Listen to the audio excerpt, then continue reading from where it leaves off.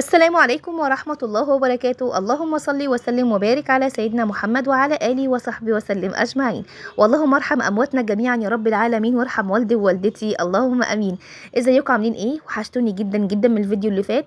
ارجعوا له يا جماعه، الفيديو رائع، فيديو الفسيخ رائع من حلاوته. انا كل ما اقابل حد اقول لهم يا جماعه اتفرجوا على فيديو الفسيخ حلو قوي، جربوا تخلوا له فسيخ يا جماعه. يلا ان شاء الله لما ترجعوا له هتدعوا لي لما تعملوه بالطريقه اللي انا قايله لكم عليها في الفيديو. خلينا بقى في فيديو النهارده. دي الاكواب الكوريه كنا عملناها مع بعض قبل كده، ولكن كنا عاملينها بالدقيق العادي. النهارده هنعملها بالدقيق الاسبونج الجاهز، حاجه طبعا يعني ولا اروع بصراحه، بسم الله ما شاء الله. الاسبونج الجاهز ده بيبقى حاجه حلوه قوي بصراحه عن الدقيق العادي خالص. فالنهارده هنعمله بالدقيق الاسبونج الجاهز. هنعمله شوكولاته خفيفه كده، مش الجاهز قوي اللي هو بتاع الشوكولاته الجامد يعني، لا انا كنت حاطه دقيق فانيليا على حبه من الشوكولاته وعادي جدا، وهيطلع لنا الطعم والشكل واللون كمان بتاع الشوكولاته زي ما هو، عشان لو عندك حبه من ده وحبه من ده شغالين يعني. مقدارنا النهارده هنستخدم 4 بيضات، ومعلقه كبيره من الفانيليا السايله او كيس من الفانيليا العاديه، ربع كوبايه من الميه، وهنحط معاهم كمان قد معلقتين من الميه. ليه بقى؟ لان احنا هنعمل 350 جرام من الدقيق، هنوزن 350 جرام من الدقيق، وهنحط معاهم معلقه صغيره بس مليانه من محسن الجل. دي المقادير، مفيش اكتر من كده. ليه بقى؟ لان احنا جايبينه دقيق اسبونج جاهز، بيبقى موجود فيه مواد الرافع بتاعته، موجود فيه السكر، موجود فيه كل حاجه، مش هنحتاج نزود حاجه خالص غير البيض وربع كوبايه الميه ومعلقتين الميه الزياده والفانيليا بس. هي دي ميزه الدقيق الاسبونج، بتبقى بصراحه احلى كتير من الدقيق العادي. يعني انا بجرب الاتنين، الدقيق العادي مش وحش، ولكن ده بيبقى له طعم مختلف، بيبقى له قوام مختلف، بيبقى حلو قوي بصراحه. ليه بقى؟ لان الدقيق العادي عشان خاطر يطلع معاكي اسفنجي قوي زي ما بيطلع معانا الدقيق الاسبونج كده، لازم زي ما بيقولوا بتفصلي البياض عن الصفار ومش عارفه ايه، رغم ان انا كتير بعمله، بس لا طبعا بامانه يعني الدقيق الاسبونج الجاهز بقى احسن بكتير. حطيناهم بقى كلهم على بعض وعلى العجان بقى او بالمضرب الكهربائي. هتستخدمي بالظبط من الدقايق حوالي ربع ساعه في المضرب اللي هو الكهربائي، اما في العجان 10 دقايق ان شاء الله، 9 دقايق 10 دقايق بكتير، لحد ما القوام بتاعه يعلى معاكي كده زي ما انت شايفه. وطبعا هتكوني مشغله الفرن من اول ما نشتغل في المقادير، من اول ما يعني احنا خلاص بنظبط المقادير ونحطها في العجان، او بتشتغلي بالمضرب الكهربائي هتكوني مشغله الفرن بتاعك عشان الكيك يخش على درجه حراره عاليه زي ما احنا متعودين. وهتجيبي بقى ده صاج 30 في 40. شوفوا انا كنت عامله المره اللي فاتت اللي هو بالدقيق العادي الصاج 30 في 40، كان طالع معايا طبقه رفيعه. عشان كده بقول لكم ان الدقيق الاسبونج بيبقى مختلف تماما عن الدقيق العادي. هتفرجوا دلوقتي على الطبقه، السمك بتاع الدقيق ده لما يطلع معايا، قصدي الدقيق الاسبونج سمكه عامل ازاي، مختلف تماما عن الدقيق العادي، وهنشوف مع بعض.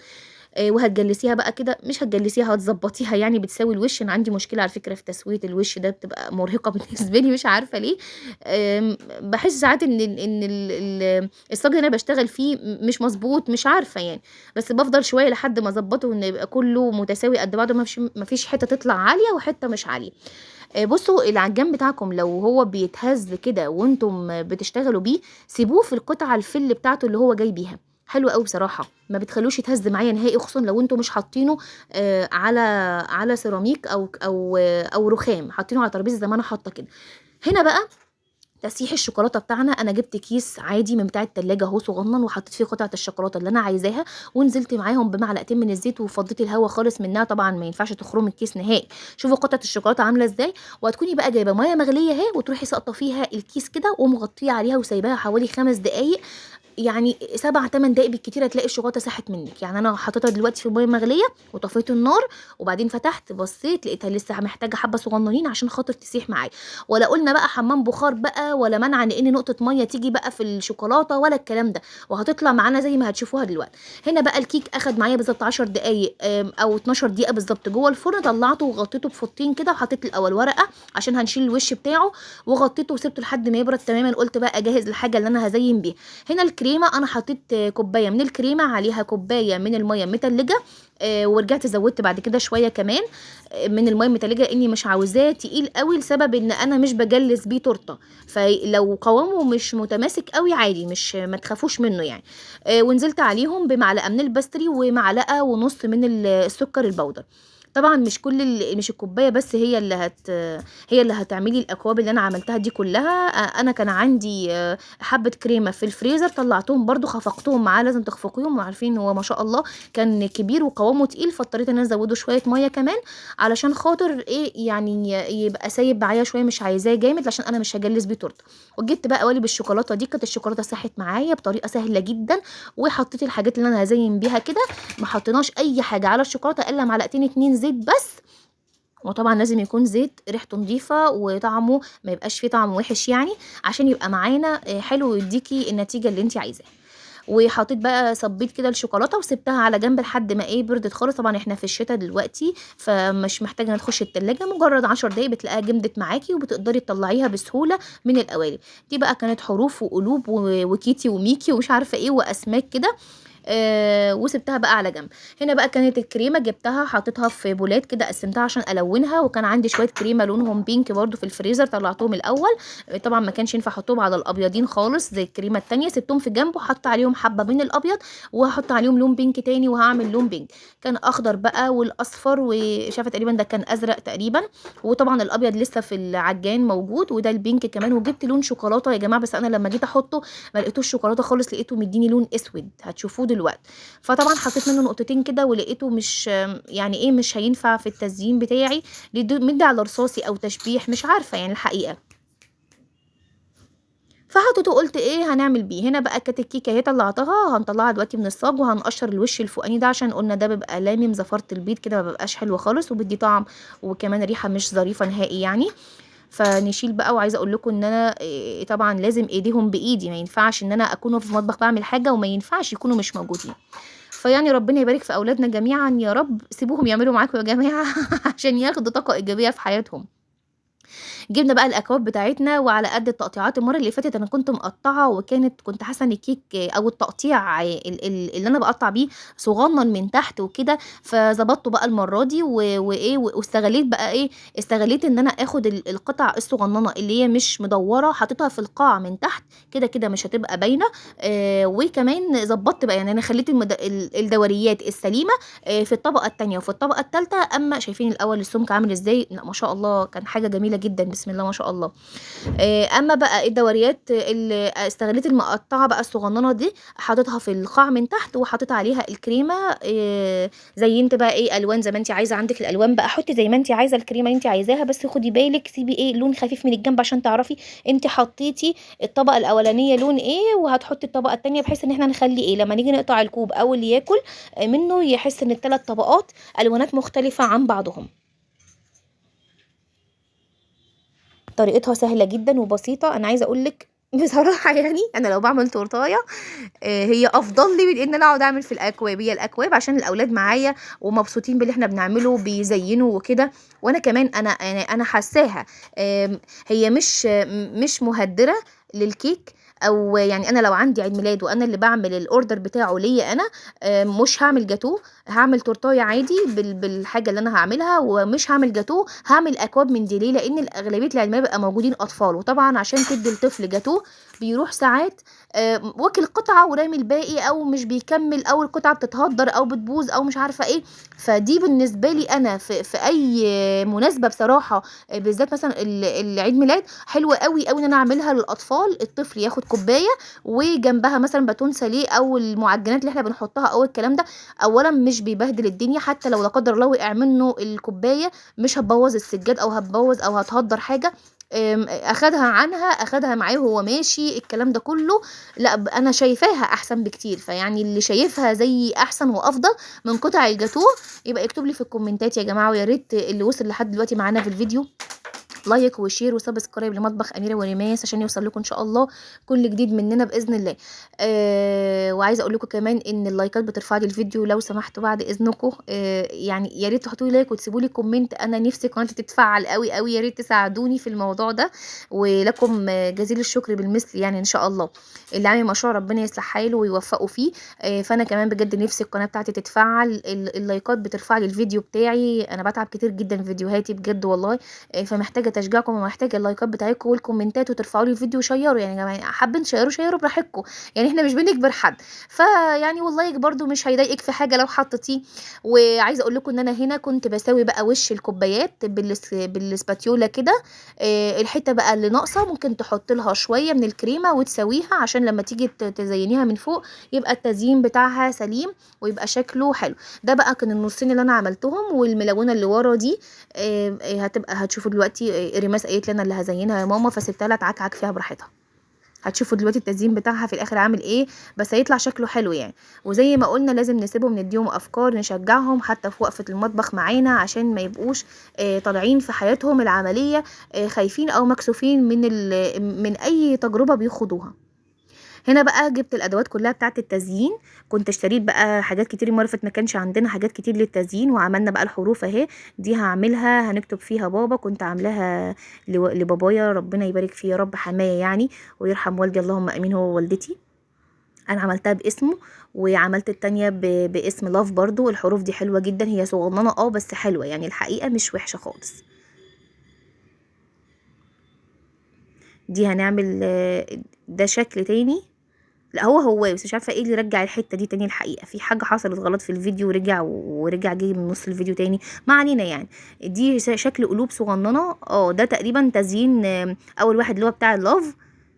هو لان انا كنت عامله قلوب على الحروف كده، مش عارفه ايه اللي جاب القطعه الاولانيه هنا، بس ما علينا مش مشكله، بنعيدها لكم تاني. هتلفيها بقى داير ما يدور زي ما انت شايفاه كده الوانات. انا بحط لون غير التاني غير التالت يدي شكل احلى. وطبعا الاخت الماس قاعده جنبنا في الطبق بتاع الشوكولاته عماله تجمع لنا في الحروف.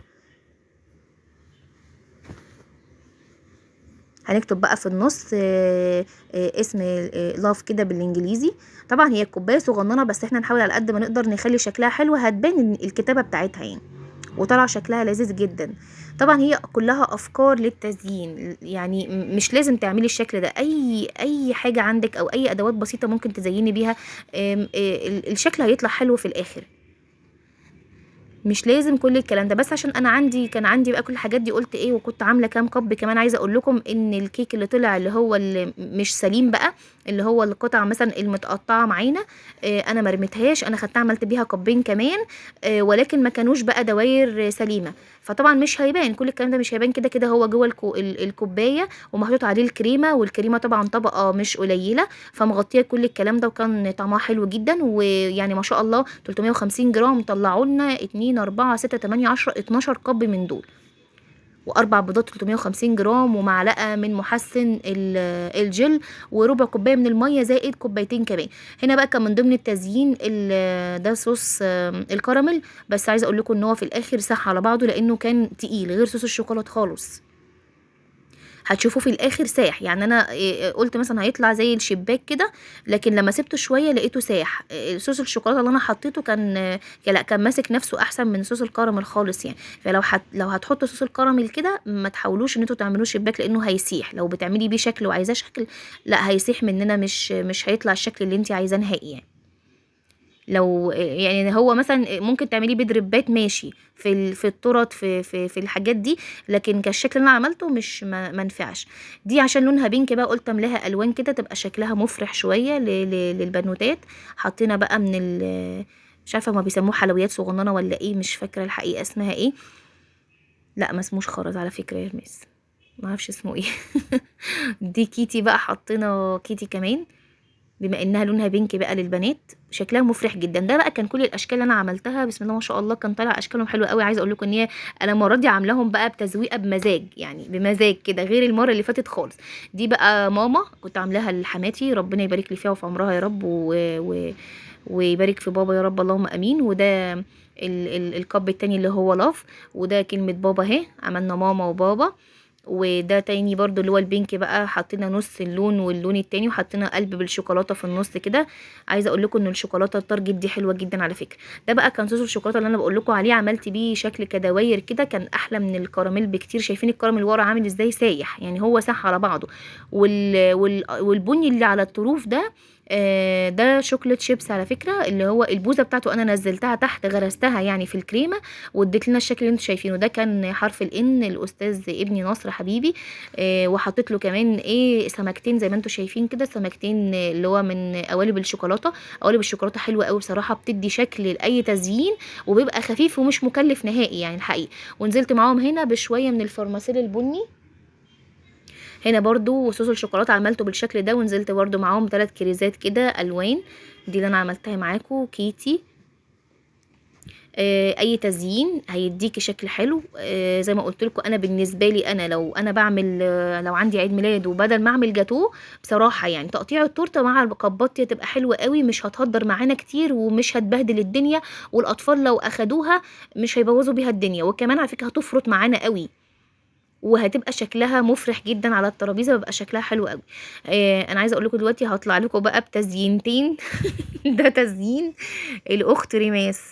زي ما قلت لكم طبعا انا غلطانه ان انا بخليها تعمل حاجه زي دي، بس مضطره عشان خاطر اديها ثقه في نفسها زياده عن اللزوم. كانت بتحاول تعمل ايموشن، واستغفر الله العظيم يا رب، انا مش عارفه هو طلع ايه، بس بتحاول تقلد الايموشن اللي هي حاطاه. وطبعا كتر خيرها، وحتى حرف الار بتاعها ريماس. انها في السن ده وتوصل للتزيين ده حاجه مش وحشه خالص.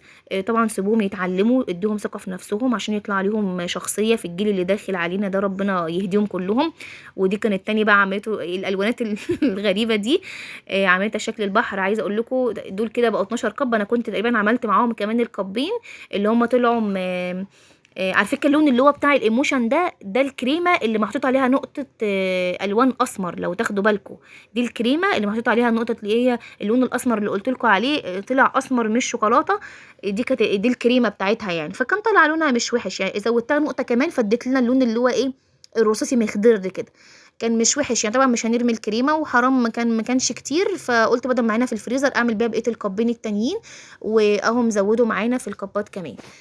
هنا بقى افتحها لكم دلوقتي، ما شاء الله كانت حلوه قوي من جوه. عايزه اقول لكم ان الكيكه احلى من الدقيق العادي بكتير جدا جدا جدا. واصلا يعني انتوا لو جيتوا تحسبوا التكلفه هتحسوا او هتعرفوا ان الدقيق الاسبونج على فكره هو دلوقتي ارخص من الدقيق العادي لو انا بعمل تورته كبيره. لو حسبت السكر، كيلو السكر دلوقتي بقى بقد ايه، ب20 جنيه، وحسبته الدقيق بقى ب19 جنيه الكيلو. فلا طبعا هو تكلفته الاسبونج، لا تكلفته احسن من ان انا اجيب دقيق عادي واعمله، وكمان نتيجته احسن بكتير جدا. شايفين بسم الله ما شاء الله، من جوه الطبقات عاليه قوي، وكمان ما شاء الله هش جدا جدا، وطبقه الكريمه بتاعتنا عاليه. خدوا بالكم يا جماعة من الفرق بين الباستري والكريم، في ناس كتير جدا بتبيع الباستري على انه كريم شانتيه، وطبعا بنتغش فيه، يشتروه من حتة موثوق منها. انا بصراحة اتغشيت فيه كتير، لحد بصراحة لما خدت قرار انا مش هشتريه الا من حد معين اللي هو كيك شيف، لو تعرفوه استاذ طارق ما شاء الله عليه، يعني ربنا يصلح حاله، حاجته كلها نظيفة جدا بسم الله ما شاء الله. ويا ريت بقى اللي وصل معانا للفيديو هنا يا جماعة لايك وشير وسبسكرايب لمطبخ اميرة وريماس، والكومنتات سيبوا لنا كومنتات حلوة واللايكات عشان ترفع معانا الفيديو، وتقولوا لنا بقى ايه رايكم في الفيديو بتاع النهارده. عايزه اقول لكم ان هو مختلف تماما عن الاكواب التانية اللي احنا عملناها. عندك طريقتين بالدقيق الاسبونج وبالدقيق العادي، الاتنين مش وحشين، ولكن انا بقول لك الدقيق الاسبونج افضل بكتير وارخص واحلى وطعمه واسفنجي اكتر بكتير، عشان يبقى احنا صريحين، ما بنحبش نقول حاجات ونبقى كدابين فيها. وكده ان شاء الله وصلنا لاخر الفيديو مع بعض. زي ما قلت لكم لايك وشير وسبسكرايب لمطبخ اميره وريماس، واتمنى ان شاء الله يكون الفيديو عجبكم واستفدتوا منه، واشوفكم في فيديو جديد ان شاء الله. مع السلامه.